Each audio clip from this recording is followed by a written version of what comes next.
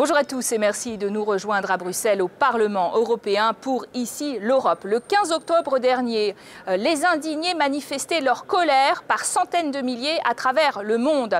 Ce mouvement qui se veut spontané et indépendant des partis politiques réclame en effet davantage de démocratie directe et surtout un meilleur contrôle des systèmes financiers. Et nous aurons ce débat sur ce plateau dans quelques minutes entre un indigné de Bruxelles et le patron du Parti populaire européen au Parlement, puisque les droites européennes dominent en ce moment le vieux continent. Et puis, ne manquez pas notre seconde partie d'Ici l'Europe. Notre grand invité se nomme Didier Reynders, ministre des Finances belge. Il nous livre sa vision des frictions européennes sur la dette et de la formation d'un nouveau gouvernement en Belgique. Retour en plateau avec nos invités. Alors que l'Europe tente d'apaiser la crise avec un sommet très attendu le 23 octobre, eh bien, les populations européennes, les citoyens grondent et s'indignent. Le mouvement des indignés est en effet né en Espagne le 15 mai 2011 et s'est traduit par une série de manifestations pacifiques rassemblant des dizaines de milliers de personnes à chaque fois. Alors, des mouvements similaires sont apparus au Portugal, en Espagne, en Italie, en Allemagne, en Grande-Bretagne et ils ont appelé tous à une grande manifestation unitaire le 15 octobre dernier. Alors nous allons parler de ce mouvement des indignés en compagnie de l'un d'eux qui est de Bruxelles. Thibault, bonjour. Bonjour. Vous êtes aujourd'hui face à Joseph Daul, bonjour. Député européen, patron du Parti populaire européen. Rappelons évidemment que les droites sont majoritaires en Europe et donc le Parlement aussi. Au Parlement, la droite est majoritaire. On a l'impression un peu, Thibault, de revendications diffuses qui portent à la fois sur une réforme du système économique et financier, sur la lutte contre l'austérité, sur l'idée de révolution citoyenne. Qu'est-ce qui domine finalement ce mouvement? Déjà, nous sommes partis du constat qu'il y avait une crise de représentativité dans nos systèmes démocratiques, un accroissement des inégalités, de l'individualisme, et je dirais qu'il y a un désenchantement vers le fait politique. Donc ça, c'est vraiment notre constat de base. Est-ce que vous l'entendez, vous, Joseph Daul? Écoutez, je l'entends, mais j'entends toujours tout. Mais qu'est-ce qu'il faut faire pour changer ça? Qu'est-ce qu'il faut faire pour changer ça? J'aurais bien envie de vous répondre que ce serait normalement le travail des politiciens. Devant cette crise de représentativité, certains citoyens ont décidé de prendre le relais et donc, pour cela, de remettre le phénomène politique au cœur de la société. Donc que les gens recommencent à parler de politique, à s'intéresser à la politique et à ne plus voir la politique comme un spectacle, mais la politique comme la vie de la cité. Être acteur de la politique, ça c'est pas forcément pour vous déplaire. Ça tombe très bien, puisque je suis peut-être totalement atypique. Je suis né sur une petite exploitation et j'ai toujours, d'abord j'ai pris des responsabilités chez des jeunes et après je suis devenu maire de mon village pendant 10 jours. Et là, maire d'un petit village, vous savez ce que c'est. Il faut être acteur, il faut être présent. Vous êtes présent dans les familles quand ça va très mal, dans des drames, dans tout ce que vous voulez. Vous êtes aussi présent quand ça va mieux. Et vous êtes obligé de trouver des solutions tous les jours. Moi, je trouve que au niveau politique, c'est ça. En même temps, ils ne veulent pas d'engagement de membres, pas être encartés dans des partis. Tous ces gens-là, comment vous vous réunissez? C'est pas très clair. Nous nous réunissons par assemblée générale. Donc nous avons 4 principes. Le premier principe, c'est que nous fonctionnons par assemblée. C'est donc les assemblées populaires qui proposent les différents débats, qui débattent des différents sujets. Le deuxième, et en cela je pense que ça va à l'encontre du mode de fonctionnement traditionnel des partis, c'est le principe d'horizontalité. Donc, il n'y a pas de leader. Il n'y a pas de leader. Il n'y a même pas de membres d'ailleurs. Nous n'avons pas de membres, nous n'avons pas de leader, nous ne travaillons pas de manière verticale. Mais donc vous ne voulez surtout pas de responsabilité? Pour le moment, nous ne souhaitons pas de responsable. Ce qui est ni de responsabilité. Responsabilité, cela est différent. Ça c'est grave. Non, je ne pense pas. Ça fait tomber la démocratie. Là, on ne sera pas d'accord.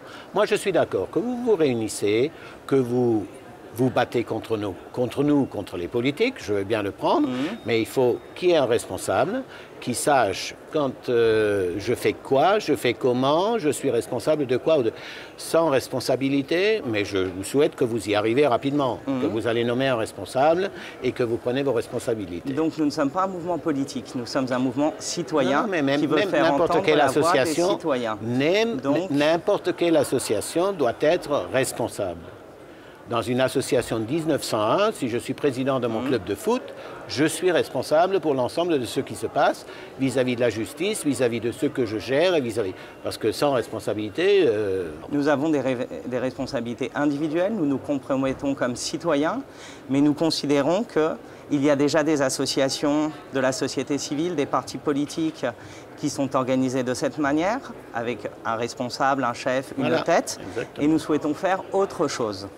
Donc vraiment le but c'est de remettre, comme je l'ai dit, la politique au cœur de la citoyenneté, au cœur du débat social. La personne. Mais comment est-ce qu'on procède alors? C'est une démocratie, vous dites directe, quel est le modèle? Je n'ai absolument pas employé le terme de démocratie directe, je n'ai même pas parlé de partis politiques de notre côté. Nous sommes un groupe de citoyens qui souhaitons nous réunir pour reparler de la politique et remettre la politique dans le sens vie de la cité, ça me paraît très important, au cœur des préoccupations des gens. Comment le faire? En se réunissant par assemblée, en discutant, en donnant la parole à chacun. Assez spectaculaires. Et en faisant des manifestations effectivement assez spectaculaires. Pour obtenir quoi? Parce que quand on est et je l'ai vécu avec l'organisation des jeunes agriculteurs, j'étais dans des moments difficiles, il y a des moments où j'avais même pas 55 francs anciens pour ça, et je suis d'accord qu'il faut se battre, que j'ai combattu beaucoup de choses, je me suis battu pour beaucoup de choses, mais il faut avoir un programme, il faut savoir ce qu'on veut, et puis il faut prendre des responsabilités. Il y a énormément d'associations de la société civile qui ont des propositions et ces propositions ne sont pas écoutées. Reprenons par exemple l'exemple de la taxe Tobin qui est proposée. La taxe Tobin, donc sur les transactions financières. Voilà, qui est proposée depuis plusieurs dizaines d'années, j'aimerais dire, par différentes associations. On n'en parle que maintenant. Comment voulez-vous qu'un mouvement qui a 5 mois comme le nôtre... Mais vous êtes favorable à cette taxe Tobin? À titre personnel, individuel. Moi aussi. Mais comment voulez-vous qu'un mouvement qui est 5 mois vous apporte des solutions clés en main? Nous considérons que ce n'est pas notre rôle d'apporter des solutions clés en main. Notre rôle est que la société civile soit écoutée. Votre rôle, c'est quoi? C'est de foutre le bordel sans prendre de responsabilité? Ça, c'est pas un rôle... Non, mais je suis très direct. Je suis très direct parce que quand il faut prendre quelque part sa responsabilité. Je suis pour les jeunes, je suis pour les mouvements, mais toujours responsable. Alors, nous sommes responsables. Nous avons organisé des manifestations Alors justement, on va revenir quand même sur une de ces manifestations globales. Pour le coup, c'est les indignés citoyens, mais globalement, ils sont quand même donnés pour mot d'ordre le 15 octobre de se mobiliser à travers le monde contre le pouvoir de la finance, notamment un mouvement spontané qui ne veut pas être récupéré par les partisans, on l'a entendu, qui se veut pacifique, sauf à Rome où effectivement des incidents ont éclaté. Le point est retour sur les faits. Qu'ils soient à Londres, à Tokyo, à Madrid ou à Paris, pour tous un cri. Quelques centaines d'indignés sur la place de l'hôtel de ville parisien, étudiants travailleurs retraités, venus dire leur rejet du système financier. Cette crise, elle montre clairement que le système ne marche plus. Donc il est temps de changer de système, un système qui soit plus soucieux des gens. Moi, ce que je veux en tant qu'indigné, c'est réclamer cet espace d'expression et dire aux gouvernants, vous êtes là pour nous représenter, vous n'êtes pas là pour prendre vos décisions de votre côté. Une indignation qui tourne à la colère à Rome. Échauffourée entre la police et des groupes de jeunes, avec des banques attaquées. Plus tôt, ils étaient des dizaines de milliers à défiler pacifiquement. Ce jour doit marquer le début d'un vent de changement pour notre pays. Au même moment, à Francfort, en Allemagne, les manifestants font le siège d'un symbole, la Banque centrale européenne. Pourquoi devrions-nous payer pour cette crise ? C'est évident que l'écart entre les pauvres et les riches se creuse. On le sent bien dans notre société. Des indignés de 82 pays, comme ici en Grèce ou encore à New York. Nouveau réveil sur la place occupée depuis mi-septembre, avant un rassemblement devant la bourse de Wall Street. Alors là, vous entendez quand même quelque chose que vous comprenez. Le système financier, il faut le reviser en entier. Puis exactement. Pourquoi est-ce que nous devons payer pour les bêtises de nos aînés aussi? C'est la jeunesse dont on parle. Exactement. Exactement, mais là, moi je dis toujours, les dettes qu'on a fait dans les dernières 10 ans, c'est pas normal. C'est les jeunes qui doivent les rembourser. Et nous devons prendre, nous, encore des mesures pour pouvoir rembourser une partie de nos dettes. Mais ça repose l'ensemble du dossier, mais là, je suis d'accord, il faut qu'on se mette à table, qu'on discute comment on fait sur le travail, sur tout ça, et notamment au niveau des banques. Là, je suis 100% d'accord avec vous. D'ailleurs, j'ai dit à un grand banquier qui m'a dit on ne savait pas, on n'a pas vu. J'ai dit les Game Boyers du 3e étaient bien payés pour faire ce qu'ils ont fait, ils n'étaient pas contrôlés par le 12e. Là-dessus, sans être... là aussi, je suis indigné de ce qui s'est passé. Et aussi longtemps que le travail n'est pas reconnu et que la base de faire de l'argent, c'est le travail, là, je suis d'accord. Si vous défendez cette base-là, je serai à votre côté sans vouloir vous récupérer ou quoi que ce soit. C'est pas mon genre. Alors, votre indignation sur le monde de la finance, par exemple, elle vous fait dire quoi? On veut pousser les politiques à changer le système radicalement, c'est ça? Nous essayons de pousser les politiques à ce que cette dette ne soit pas payée par les citoyens, mais soit payée par les responsables. Quand on parle d'austérité, c'est un mot qu'on entend énormément. Et je dois dire que l'austérité, à titre personnel, je suis pour.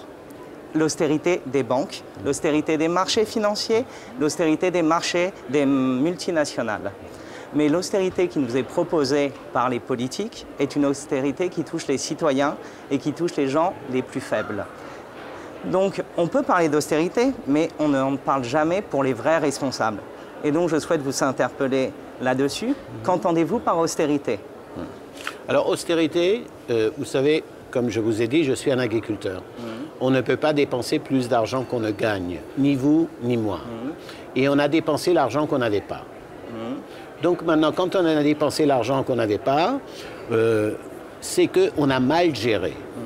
Ça, je suis d'accord avec vous. Mais on a mal géré quoi? Sur l'ensemble, on a mal géré. On a probablement payé des choses qu'on n'aurait jamais dû payer.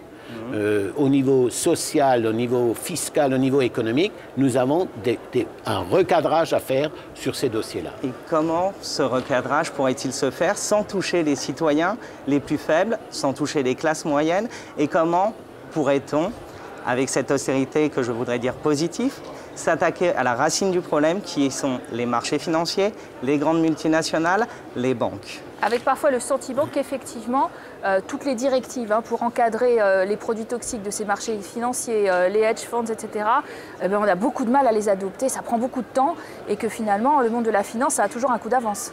Non, mais le monde de la finance, tout ce qui est hedge funds, tout ça, je suis totalement d'accord. D'ailleurs, moi, je me suis révolté depuis longtemps et je n'ai jamais compris qu'on pouvait faire de l'argent la nuit sans travailler. Ce n'est pas mon genre, ce n'est pas ce que j'ai défendu. Là, nous devons remettre de l'ordre dans la baraque. Et c'est vrai que nous avons maintenant pris des décisions qui ne sont pas encore applicables parce qu'il faut l'unanimité. Nous avons des pays qui ne sont pas pour. Là, vous avez raison. Là, je suis d'accord avec vous. Là, il faut qu'on avance beaucoup plus vite. Ça, c'est le premier point. Le deuxième point, il faut qu'on revoie notre système de fonctionnement et de travail que nous avons aujourd'hui. Donc remettre un certain équilibre entre la répartition, entre la valeur du capital et la valeur du travail. Exactement. Donc rééquilibrer.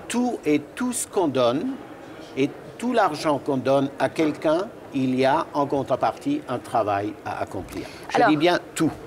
Il y a quand même l'Organisation internationale du travail qui a rendu un rapport qui va vous éclairer un petit peu, très éclairant en tout cas, sur le traumatisme. Il parle de traumatisme d'une génération de jeunes qui ne trouvent pas de travail. Les chômeurs sont selon eux à travers le monde au nombre de 75 millions, 12,7% de la population active. Et chez les jeunes, c'est beaucoup plus haut. C'est beaucoup plus haut. Ils ont calculé qu'en Irlande, le taux de chômage officiel est de 27%, mais qu'en vérité, beaucoup de jeunes restent éternels étudiants pour éviter les dégâts du chômage et donc qu'elle serait à 46% en Irlande, 46%. Ça c'est moi, c'est un chiffre qui me choque, surtout que vous venez de dire que tout travail, que tout salaire ou tout revenu doit être venu d'un travail. On considère généralement en économie que le taux de chômage structurel est à 5%. Donc, ce débat de tout travail mérite salaire ou tout salaire doit venir d'un travail peut concerner ces 5% de la population qui est le taux de chômage incompressible et qu'on considère qu'il y a un plein emploi. Donc cette différence entre les 5% et les 47% par exemple en Irlande, c'est du chômage subi. Donc c'est des gens qui sont prêts à travailler, qu'ils veulent travailler pour peu qu'on leur offre un emploi digne, un emploi dignement rémunéré et avec des conditions respectueuses de leur vie. Je souhaitais aussi... C'est une génération sacrifiée que vous nous décrivez quand même. Hein.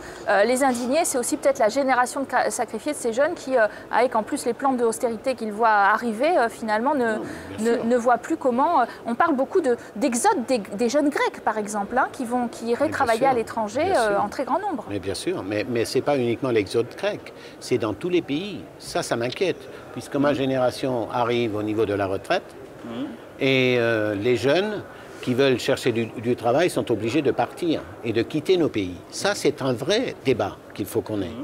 Ça aussi, c'est le débat. Mais vous dites que l'Europe n'offre pas assez de solutions et pas assez rapidement, c'est ça? C'est pour ça qu'il y a ce mouvement des indignés? La politique d'emploi menée par la Commission européenne est une politique qui vise à trouver un emploi immédiat, sur le court terme, à des gens. Et il n'y a pas de politique de formation sur le long terme avec une vision de formation.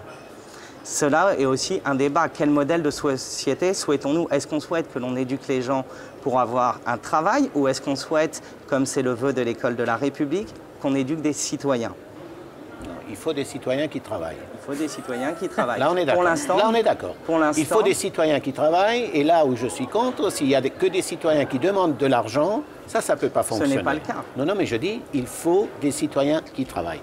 Premièrement. Deuxièmement, qu'est-ce qu'on constate aujourd'hui? On envoie souvent des gens dans des formations ou dans des écoles et à la sortie, il n'y a pas de boulot.